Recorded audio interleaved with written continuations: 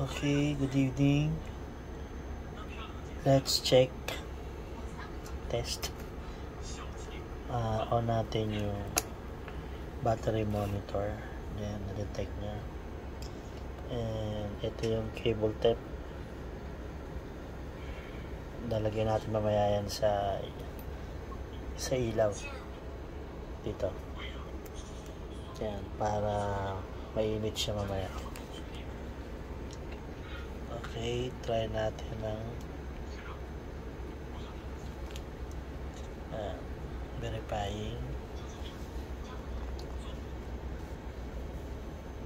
Okay, naka-red na siya. So temperature is 28.79. Lagyan natin dito sa ilaw para uminit.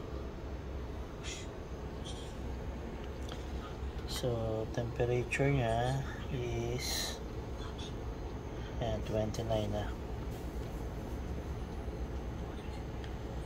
Tayin natin hanggang maging 33. Sinet natin siya as 33 para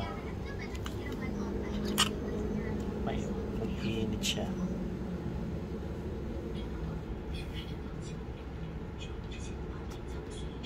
Tumataas na siya.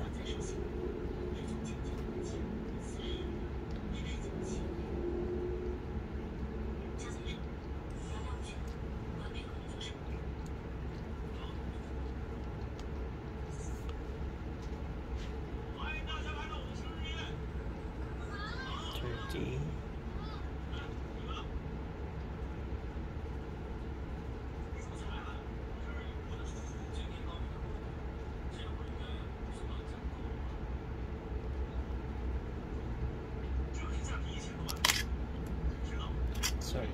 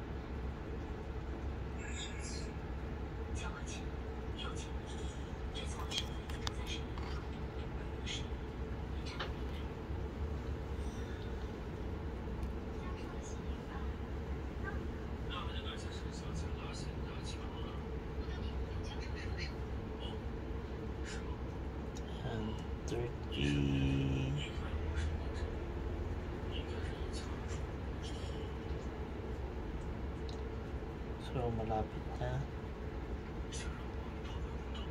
Ayan. So charger power supply was cut off. Check all power cable, connections, battery, and BMS before charging again. Safety first.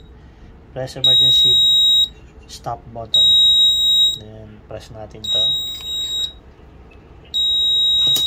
Ayan. So mag-auto log out siya. Tingnan natin ito rito. So auto charge out siya. Force charge out. Kasi nag-overheat. Then yan. So emergency button was pressed.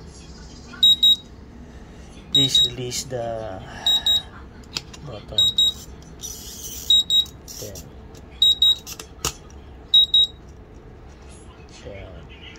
so bumalik na siya. Pag pitress ko lang uli yan, pabalik lang siya ron. So hindi ka pa kapag-start hanggat naka-press siya. Minsan kasi baka malimutan. Pag force charge out siya, kaya nilagyan natin ng verification. Ayan na siya. So na-release na. So that's it. Sunod naman yung temperature ng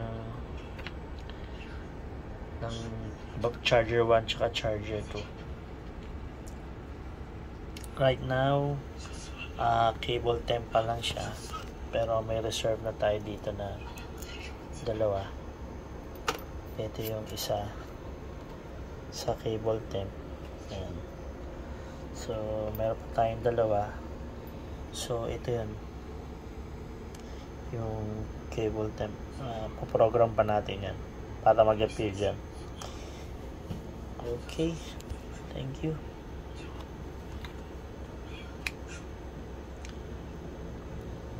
Force charge out yan.